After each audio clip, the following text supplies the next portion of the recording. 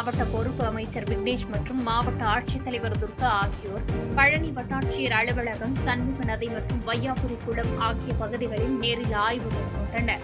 இதன் பின்னர் செய்தியாளர்களிடம் பேசிய அமைச்சர் விக்னேஷ், வையாபுரி குளமும் சண்முக நதியும் விரைவில் தூர்வாரப்பட்டு சுத்தப்படுத்தப்பட்டு அழகுபடுத்தப்படும் என்றும், சுற்றுலா பயணிகள் அதிகம் வரும் பழனி, கொடைக்கானல் போன்ற பகுதிகளை உள்ளடக்கிய திண்டுக்கல் மாவட்டத்தை அழகான மாவட்டமாக மாற்ற அனைத்து நடவடிக்கைகளும் எடுக்கப்படும் என்றும் உறுதியளித்தார். மேலும் திண்டுக்கல் மாவட்டத்தை சேர்ந்தவர்கள் அடுத்த மாவட்ட நிர்வாகிகளிடம் சென்று கட்சியில் சேருவது குறித்த செய்தியாளர்களின் கேள்விக்கு, இது கட்சிக்குள் நடக்கும் பிரச்சினை என்பதால் மூத்த நிர்வாகிகள் என்ற அடிப்படையில் பேசி தீர்த்துக் கொள்ளப்படும் என விளக்கம் அளித்தார். வையாபுரி குளம் போய் பார்த்துட்டு வந்தேன். அது மறுபடியும் சரி பண்ணணும். அந்த குளத்தை ஏன்னா பழனிங்கிறது தமிழ்நாட்டில் ரொம்ப அதிக வருமானம் வரக்கூடிய ஒரு தலம். அது சுற்றுலா தலமாக சொல்லக்கூடிய அளவுக்கு அந்த பழனியை தரம் உயர்த்தணும். ஏன்னா பழனி கோயிலுக்கு பல கோடிக்கணக்கான பேர் நம்ம தமிழ்நாடு மட்டும் இல்லாமல் வெளிநாடுகள்ல இருந்தும் நம்ம பழனி கோயிலுக்கு வராங்க, வெளி மாநிலங்கள்ல இருந்தும் வராங்க. ஸோ நம்ம பகுதியை முதல்ல கொஞ்சம் சுத்தமாக வச்சுக்கணும், தரமாக வச்சுக்கணும் அப்படிங்கிற ஒரு ஆய்வு தான். அதன்படி நீங்கள் சண்முக நதி பார்த்தேன், நான் அங்கேயே சொன்ன அப்படியே ட்ராக்டர் மட்டும் கூட இந்த ஆற்றுல நானும் குளிச்சு விளையாண்டவங்கிறது அப்போ பார்த்த ஆறு இப்போ பார்க்கறதுக்கு எனக்கு ரொம்ப கஷ்டமா இருக்கு. ஸோ எங்கள் கையில், தமிழக வெற்றி கழகத்துடைய கையில் அதிகாரம் இருக்கும்போது இந்த மாவட்டத்துக்கான அடிப்படை திட்டங்கள் எல்லாத்தையும் கொண்டு வரணும்னு ஆசைப்படுறோம். அரசு வேலை வாங்கி தருவதாக கூறி கைதான நபருக்கும் தனக்கும் எந்த தொடர்பும் இல்லை என்றும், தன் குரலை ஒடுக்கவே காவல்துறை மூலம் இச்செய்தி பரப்பப்படுவதாக முன்னாள் அமைச்சர் சிவசங்கர் விளக்கம் அளித்துள்ளார். அரியலூர் மாவட்டம் தாப்பலூரில் நடைபெற்ற திருமண விழா ஒன்றில் பங்கேற்ற முன்னாள் போக்குவரத்து மற்றும் மின்சாரத்துறை அமைச்சர் சிவசங்கர் செய்தியாளர்களை சந்தித்து பேசினார். அப்போது பண மோசடி வழக்கில் கைதான இளஞ்செழியன் என்பவரை தனது உதவியாளர் என ஊடகங்களில் செய்தி பரப்ப காவல்துறைதான் பின்னணியில் செயல்பட்டுள்ளது என்று குற்றம் சாட்டியதோடு, அவருக்கும் தனக்கும் எவ்வித தொடர்பும் இல்லை என திட்டவட்டமாக மறுத்தார்.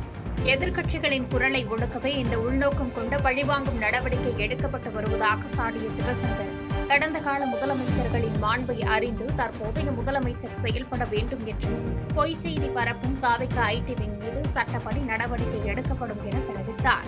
போக்குவரத்துறை முன்னாள் அமைச்சர் சிவசங்கர் உதவியாளர் என்று இளஞ்செழியன் என்பவர் பண மோசடி செய்த வழக்கு என்ற செய்தி வந்தது.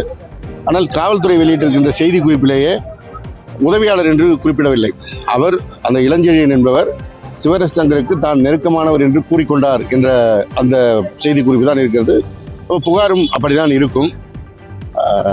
அவர்கள் எந்த பணிக்கு பணம் அவர் வாங்கினார் என்று சொல்கிறார்களோ, அப்படி ஒரு வேலைக்கே கால்ஃபர் ஆகவில்லை.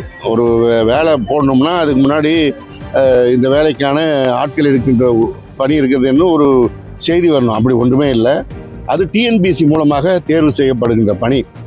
யாரோ ஒரு இடத்துல போய் ஏமாந்து போனதற்கு இந்த நேரத்தில் அந்த செய்தி வருகிறது என்றால் உள்நோக்கம் இருப்பதாகத்தான் எனக்கு தோன்றுகிறது. காரணம், சட்டப்பேரவையிலே இந்த அரசு மீது இருக்கின்ற தவறுகளை எடுத்து வைத்தேன் என்கின்ற காரணமும், தொடர்ந்து 2-3 நாட்களாக ஊடகங்களில் நான் பேட்டி கொடுத்து வருகின்ற நேரத்தில் இவர்கள் எதிர்க்கட்சியுடைய குரலை முறிக்க வேண்டும், நெருக்க வேண்டும் எடுக்கின்ற பல முயற்சிகளுடைய தொடர்ச்சியாக கருதுகிறேன். காரணம், ஸ்ரீபெரும்புதூர் மற்றும் சுங்குவாச்சத்திரம் சார் பதிவாளர் அலுவலகங்களில் வணிக வரி மற்றும் பத்திரப்பதிவுத்துறை அமைச்சர் லோகேஷ் தமிழ்ச்செல்வன் திடீர் ஆய்வு மேற்கொண்டு நிலுவைப் பொறுப்புகள் குறித்த விசாரணை நடத்த உத்தரவிட்டார். காஞ்சிபுரம் மாவட்டம் ஸ்ரீபெரும்புதூர் மற்றும் சுங்குவார்சத்திரம் சார் பதிவாளர் அலுவலகங்களுக்கு வருகை தந்த வணிக வரி மற்றும் பத்திரப்பதிவுத்துறை அமைச்சர் லோகேஷ் தமிழ்ச்செல்வன் பொதுமக்களிடம் சேவைகள் மற்றும் தாமதங்கள் குறித்து கேட்டறிந்ததோடு அலுவலக ஆவணங்கள் மற்றும் நிலுவைப் கோப்புகளை ஆய்வு செய்தார். பின்னர் செய்தியாளர்களிடம் பேசிய அமைச்சர், கடந்த ஆட்சியில் பத்திரப்பதிவுத் துறையில் பல்வேறு சிரமங்களும் பணப்பறிப்பு புகார்களும் இருந்ததாக குறிப்பிட்டதோடு, பொதுமக்களுக்கு இடையூறு இல்லாத சேவை வழங்க முதலமைச்சர் அறிவுறுத்தியுள்ளதாக தெரிவித்தார். மேலும் இந்த ஆய்வின் போது ஏராளமான கோப்புகள் நிலுவையில் இருப்பது கண்டறியப்பட்டுள்ளதால் இதுகுறித்து விசாரணை நடத்த அதிகாரிகளுக்கு உத்தரவிட்டுள்ளதாகவும், முந்தைய பதிவுகளில் ஏதேனும் முறைகேடுகள் நடந்துள்ளனவா என்பதை ஆய்வு செய்து தகுந்த நடவடிக்கை எடுக்க அதிகாரிகளுக்கு அறிவுறுத்தியுள்ளதாகவும் அமைச்சர் லோகேஷ் தமிழ்ச்செல்வன் கூறியுள்ளார்.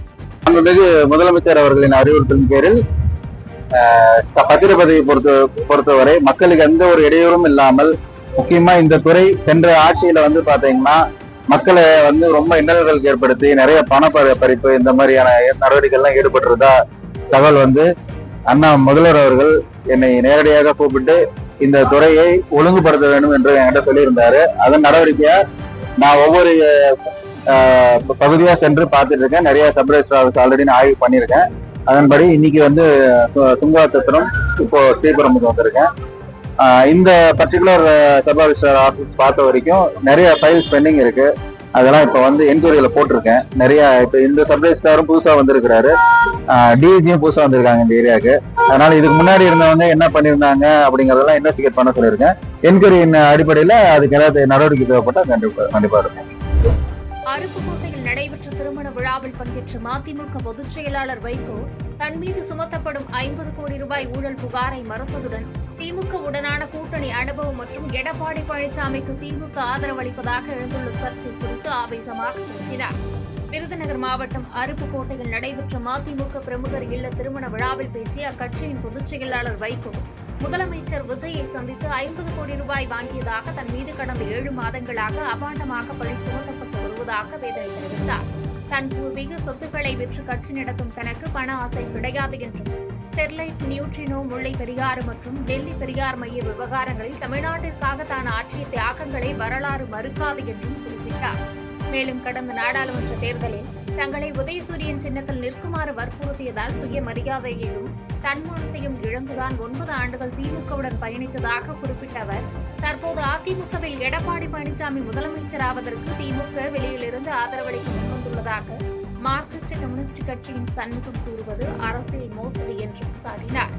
இப்படி வாழ்ந்து வருகிற எனக்கு பண ஆசை என்பது ஒரு சதவீதம் கூட இல்லாத எனக்கு நானும் என் மகன் துறை வைக்கவும் லட்சக்கணக்கான கோடிகள் சம்பாதித்து விட்டதாகவும் அண்ணா சாலையில் அடுக்கடுக்கான மாளிகைகள் என் மகன் கட்டி வைத்திருப்பதாகவும் முதலமைச்சர் விஜயை பார்த்து 50 கோடி ரூபாய் நான் வாங்கிவிட்டதாகவும் நரம்பில்லாத நாக்கால் என்னை அர்ச்சனை செய்கிற வேலையை என் மீது அபாண்டமான நடிகர்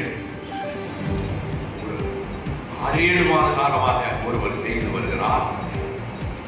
அவரை இப்படி பேச வைப்பது யார்? பேச வைக்கிற சக்தி எது? இந்த பின்னணியில் யார் என்று இயக்குகிறார்கள்? 62 கால அரசியல் வாழ்வில் 5 வருடம் ஜெயிலில் இருந்த வைகோ என்னால் யூகிக்க முடியாதா? செய்திகளை உடனுக்குடன் தெரிந்து கொள்ள கீழ்கண்ட கேபிள் மற்றும் டிடிஎச் நெட்வொர்க்குகளில் எம்நாடு செய்தி தொலைக்காட்சியை காணுங்கள். பாதகம் செய்பவரை கண்டால் நாம் பயம் கொள்ளலாகாது பாப்பா. மோதி மிதித்து விடு பாப்பா, அவர் முகத்தில் உமிழ்ந்து விடு பாப்பா. அண்மை செய்திகளை உடனுக்குடன் தெரிந்து கொள்ள இணைந்திருங்கள் எம்நாடு தொலைக்காட்சியுடன்.